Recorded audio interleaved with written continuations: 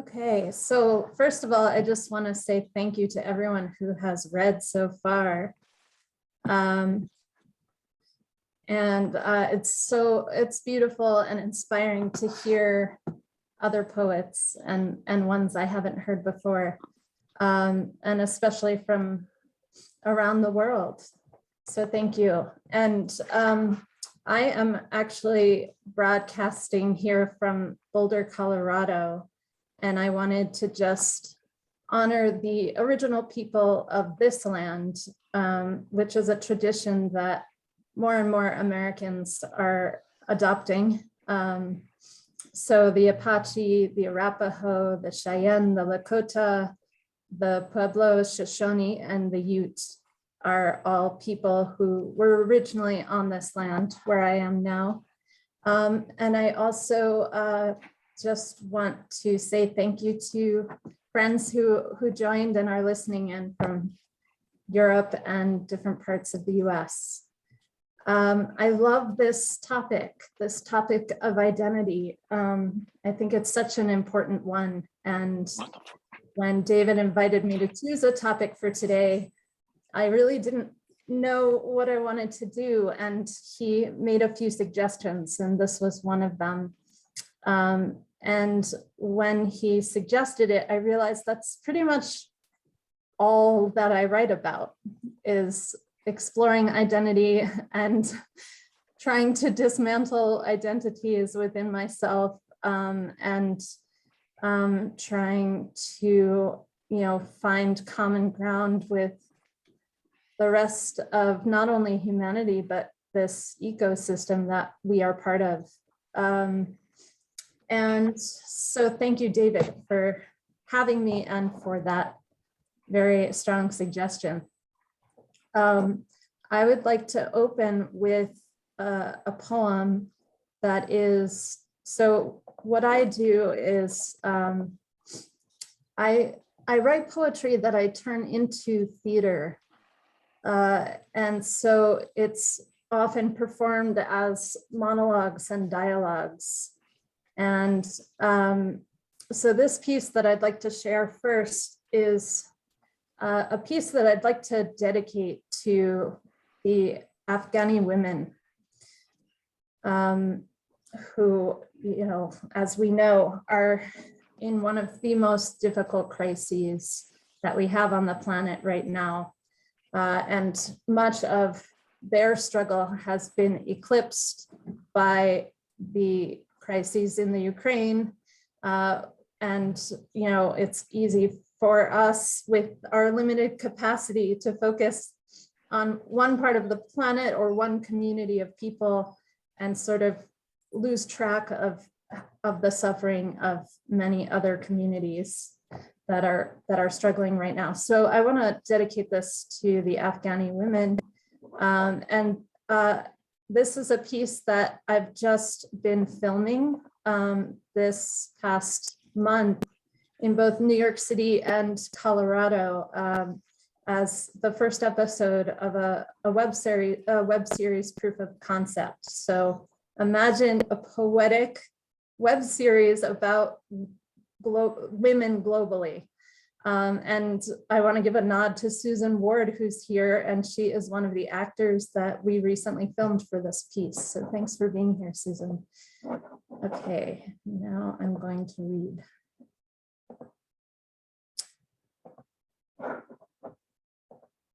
So the piece is called Dichotomies of a Woman.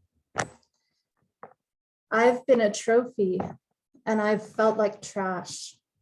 I've been a prayer and a piece of ass. I've been the future and I've been a face. I've been enhanced and I've been erased. I've been erased. I've been a cougar and I've been a catch. I've been the fire and the match, desired, detested, refused, requested, pillaged, protected, required, rejected. I've been the beauty and I've been the beast. I've been repressed and I've been released. I've caused the famine and I've been the feast. I've been worshipped and I've been warred upon. You want to hear more? I could go on and on. I've been needed and neglected, blessed and bested, silenced and suggestive, manicured and molested. I've been abused and I've been adored. I've been impassioned and ignored. I've been prized and I've been played. I've been predator and I've been prey. I've been a fugitive and a fantasy. I've been psycho and I've been sanity. I've been pious and profane. I've been the vessel. I've been the vein. I've been cheated and I've been chased, designated and displaced, informed and ill-advised. I've been valued and victimized. I've been the temptress and the tart. I've been the artist and I've been the art. I've been honored and I've been oppressed. I've been unwanted and I've been undressed. I've been released and I've been repressed. I've been supported and second-guessed. I've been a mother and a martyr. I've been the bounty and the barter, abandoned, approached, rewarded, reproached. I've been a girlfriend and I've been a ghost. I've been foraged and forgotten, dazzled and disheartened. I've been the melody and I've been the muse. I've been unified and I've been used. I've been glorified and I've been ghosted. I've been relished and I've been roasted. I've been safety and I've been sin. I've been fat and I've been thin. I've been a healer and a whore. I've been a blessing and a bore. I've been strong and I've been soft. I've been coddled and I've been cut off. I've been smitten and I've been smited. I've been induced and indicted. I've been sanctified and I've been sold. I've been ogled and I've been old. I've been blurred and I've been bold. I've been bold. I've been the bloom and I've been the bud. I've been the brine and the blood. I've been the booty and the bride. I've been the buyer and the bribe. I've been replenished and I've been raped. I've been shaved and I've been shaped. I've been hailed and hated, molded and mutilated. I've brought the rage and I've been the refugee. I've been the greed and the giving tree. I've been the babe and I've been the bitch. I've been the weakling and the witch. I've been cherished and I've been chastised. I've been burned and I've been baptized.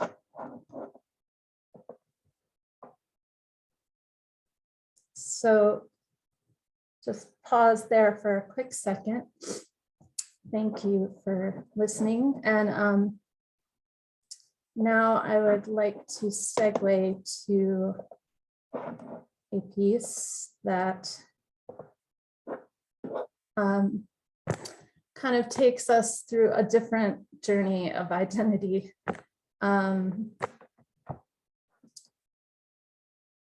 This is called Joy. I'm trying to remember joy, the way my 4-year-old self felt it radiating in every direction before she was ever told who to be or how, when she was still free, outside of social norms and cultural paradigms. A 4-year-old is a wild card, honest, direct, she's boss, in charge of herself. You never know what you're going to get or what she's going to say, but you can count on her sincerity. She's allowed to dance on tables in restaurants, interrupt church, and play cowgirl all day long. She can sing at the top of her lungs, heist microphones from live bands at parties and corral them to play her favorite songs. She dances till she collapses, stays awake through nap time, and runs barefoot everywhere. She can spend the whole day listening to vinyl records. She can go shirtless and nobody minds. She can talk trash and make everyone laugh. She is fully embodied, tasting, touching, seeing, smelling, hearing, fully present. endlessly curious.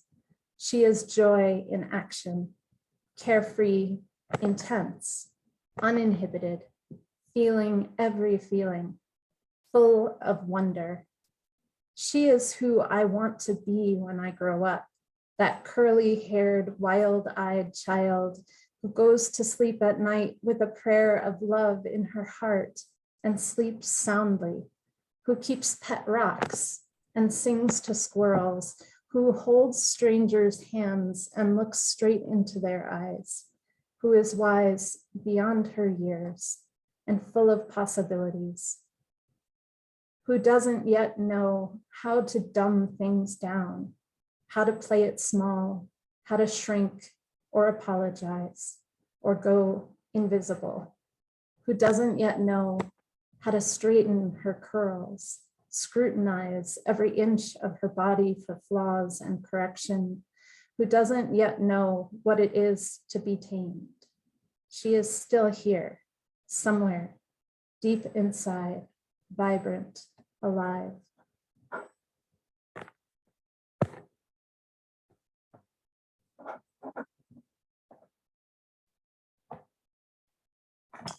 So the journey through identity also includes the identity of, for me, of artist. So that's been one part of my personal exploration and journey. It's still a very controversial topic. Who gets to be an artist? What is art? What does it mean to be an artist? Who gets to choose the title? Who decides? So I want to share an essay I wrote on this topic. So this is some prose for you. And the title of the essay is, What Does It Mean to Be an Artist in the 21st Century? And Who Gets to Be One? As an artist, this is a question I'm deeply interested in. Of course, there are many ways to define art. Here are a few. Art doesn't have to be beautiful. Art doesn't have to be good. Art is restorative. Art is healing. Art is a portal to other worlds and possibilities. Art cannot easily be controlled or uniformed. Art is free thought in motion. Art is soul talk. Art helps us better understand things deep inside of us that we don't have words for.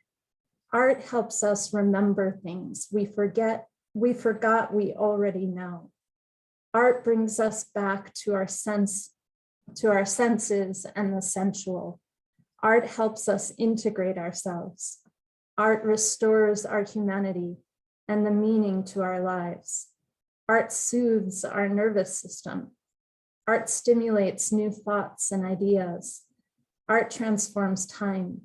Art is freedom. So who gets to call themselves an artist? Quote, I suggest that the great art belongs to all people all the time, that indeed it is made for the people, by the people, to the people. Dr. Maya Angelou.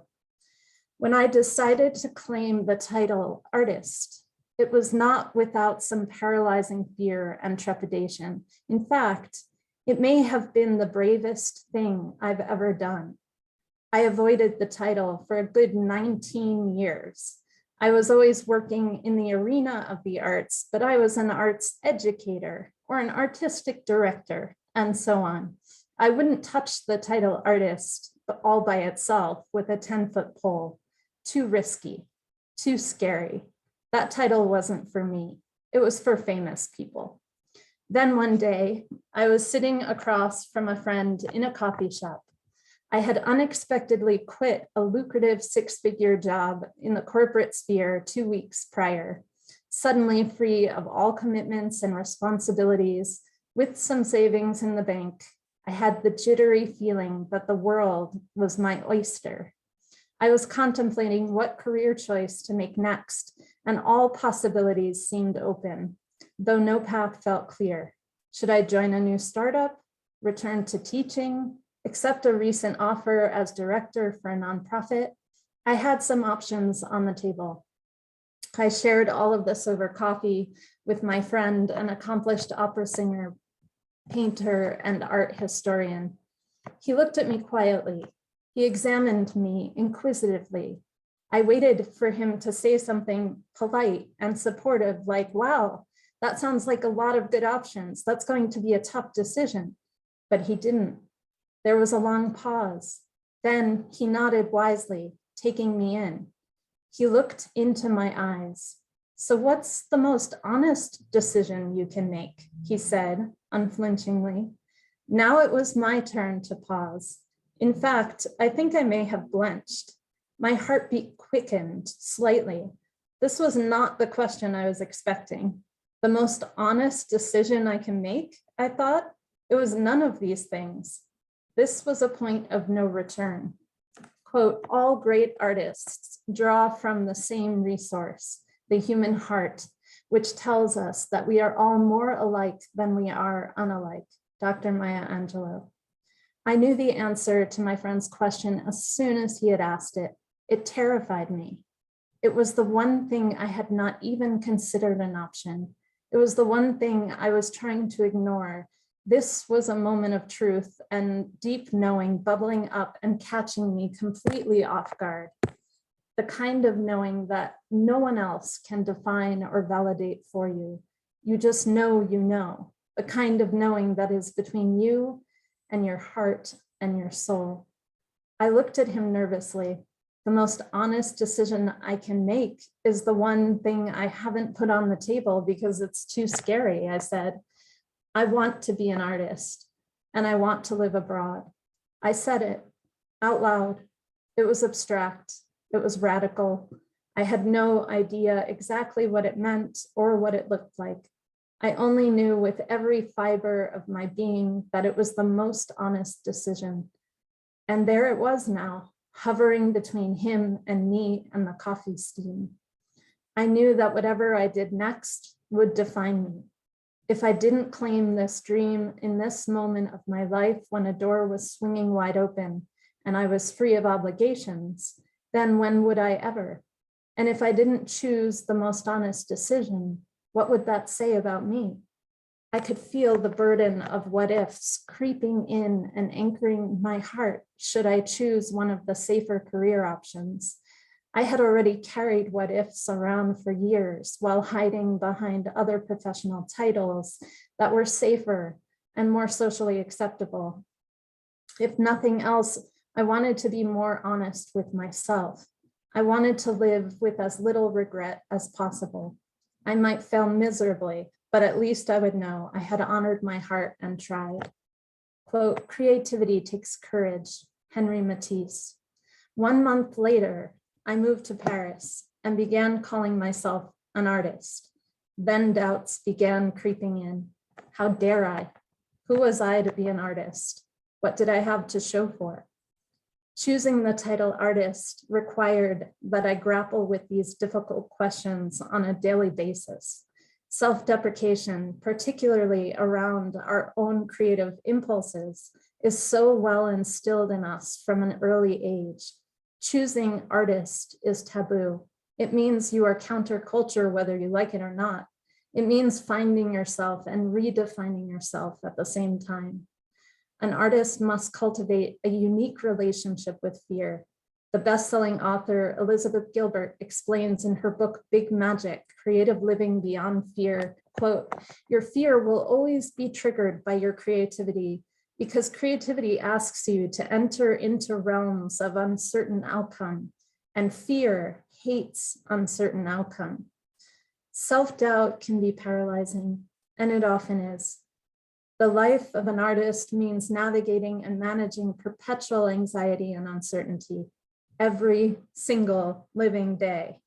It requires that we keep choosing creativity over fear every time, or at least as many times as we can muster.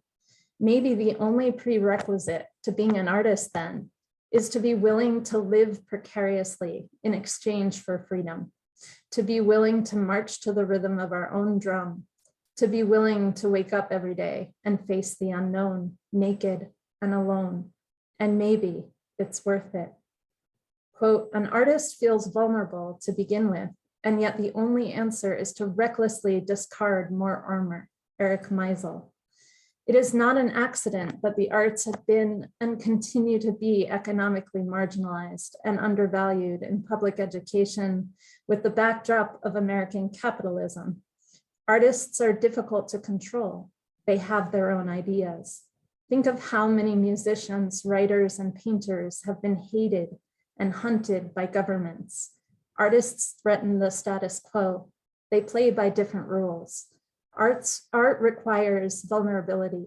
It invokes empathy, connection, self-worth, and understanding, while the structures we live in simultaneously undermine them. Art is out of sync with these systems so carefully designed to separate, categorize, capitalize, and manipulate. Therefore, in America, we have been taught to believe that the arts are low priority, strictly recreational, and even superfluous. In school, we are taught that sports and the military are important and worthy of funding. Music, dance, and poetry, not so much. They're not necessary, we're told. They are separate from real life. Plus, anyone not famous who fancies themselves an artist is probably lazy and delusional. Don't trust them. Art sits in opposition to the time is money paradigm. Art requires daydreaming. Daydreaming requires imagination. Imagination requires curiosity. Curiosity requires wonder. Wonder requires idle hours, space, and receptivity. Art requires us to decolonize time. Julia Cameron, author of The Artist's Way, asserts that creativity is our deepest nature, is spirituality itself. Quote, creativity is an experience, to my eye, a spiritual experience. It does not matter which way you think of it, creativity leading to spirituality or spirituality leading to creativity. In truth, art is essential and innate. It is our connection with the divine. Imagine a church or synagogue without music. Imagine scripture without poetry.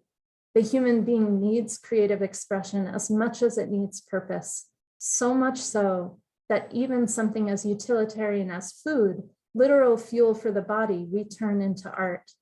Quote, we must never forget that art is a form of truth. If art is to nourish the roots of our culture, society must set the artist free to follow his vision wherever it takes him. John F. Kennedy. Artists are society's compass. We point the way to deeper truths and meaning for ourselves and for the world. Artists are the heartbeat of our culture. Almost 7 years into claiming myself as an artist, I still wake up every day and battle self-criticism, taboo, and imposter syndrome like every other artist I know. I do the daily mental gymnastics of reasoning with myself that what society and the industrial complex tells me is the most valuable way to spend my time, attention, and energy is out of sync with what my specific job title demands. And maybe it's not only a job title, but a way of life. I must remind myself that the definition of productivity has been hijacked to mean stay busy at all costs, feel guilty if you don't. The actual definition of productivity in the dictionary is, quote, having the power of producing, generative, creative, producing readily or abundantly, fertile, causing, bringing about. As an artist, these definitions apply. My actual job is to stay as creative as possible in order to generate art abundantly. To do that, I must live in the land of dreams, inspiration, and possibility. To do that, I must stay close to my inner thoughts, sensitivities, curiosity, and play. To do that, I must live poetry. And maybe living poetry is the most productive thing I can do.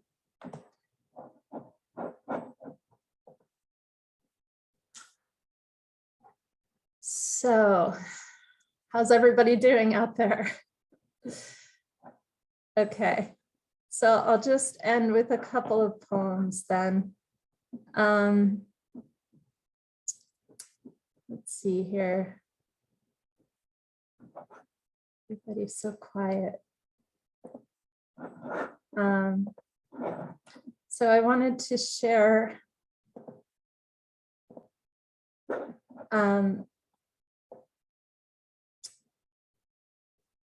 a poem about motherhood. This is not autobiographical, but imagined. My life changed overnight. There was nothing special about the hours leading up to it. Nothing could have prepared me for that long ride to the hospital, the hours and hours of enduring and not knowing. I was at home washing dishes in the last hour of the sunken sun.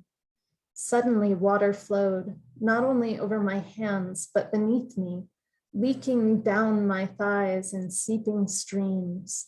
My body pulsed, my muscles tensed, my mind raced.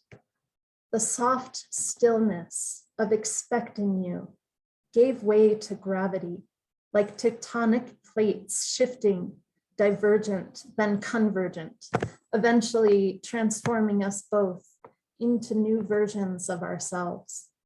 Hours later, my blood came rushing, forming a pool mixed with urine and even feces, no longer hyperfeminine. I became a powerful organism my mind could not control. My insides contracted, then released. My sexual organs expanded, becoming the vessel, the rite of passage, the transport to oxygen, to breath, to light. New life pushed out of my body, like the urgency of roots pushing out of the surface of the earth to reach the sun. Your head crowned.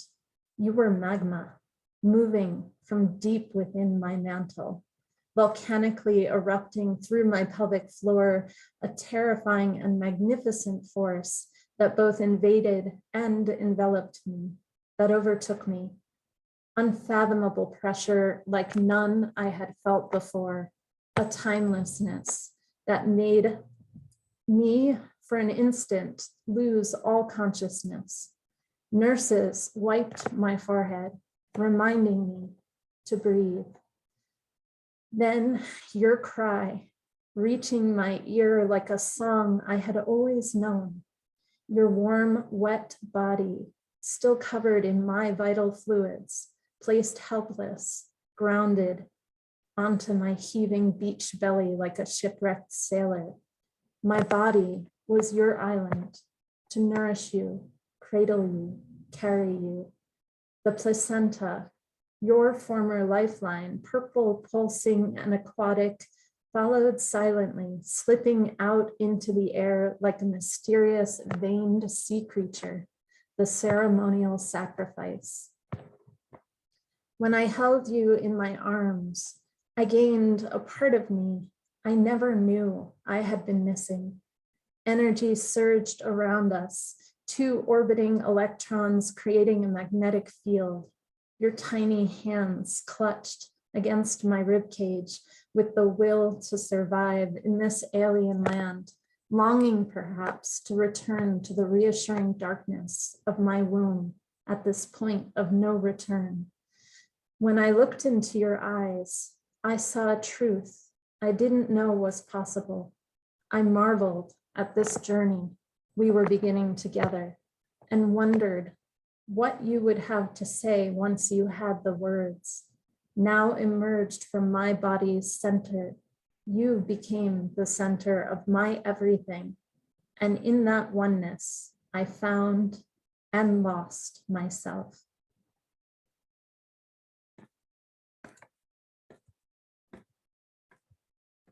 And now I'm going to shift gears entirely and read you a piece that is also from my play, which is called The Alchemy of Imperfection. That's the name of the play. And the web series concept that I'm currently filming. And if you want to learn more about that work, there is a website, alchemyofimperfection.com. So this is a poem that I wrote for a male character. It's also about identity. It's a little darker of a theme, but worth thinking about for the nuances that it highlights, I think. She was just a hoe that I wanted to get to know.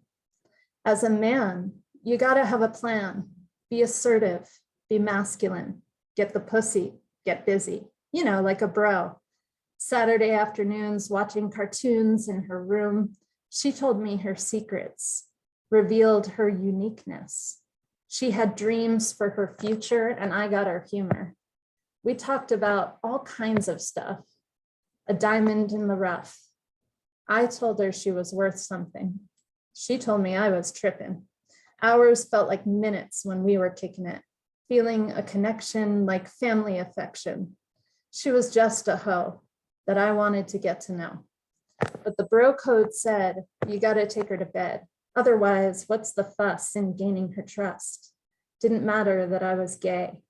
Had to hide that shit away. Attraction is all about getting action. That's what I was told before I was very old. And she was just a hoe that I wanted to get to know. Just bang her good, said the guys in my hood. That's what she's there for, to be your whore. Claim that pussy, pussy. Show her who's boss.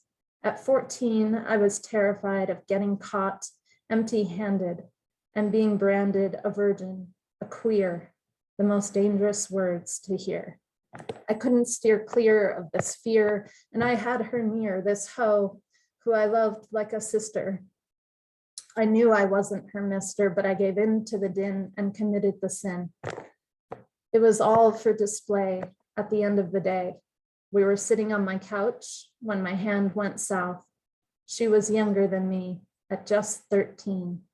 And in the blink of an eye, I made her cry, dropped my drawers, forced my body on hers, and dust to dust, erased all the trust between us.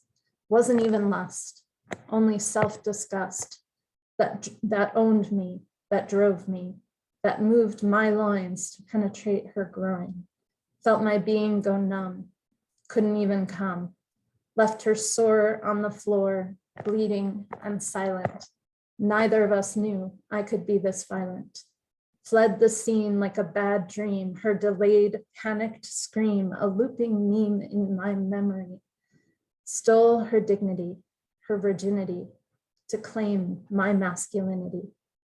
Fell from grace just to save face. My manhood replaced my boyhood with haste.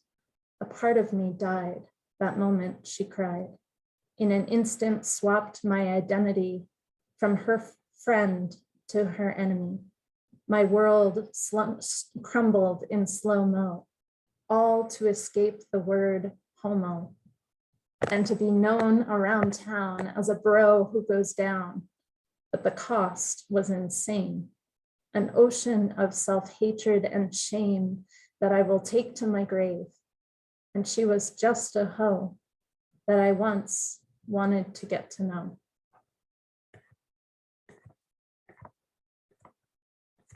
So yeah, exploring layers and nuance of what violence against women, how that relates to definitions of masculinity.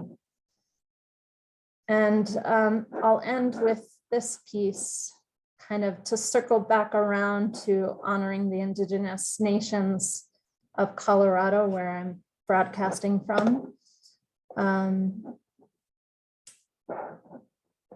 I will read you, this is called, actually, now that I say that,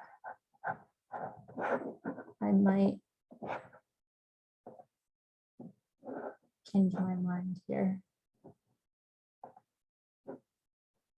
yeah, I'll end with this piece. So it's called Vision.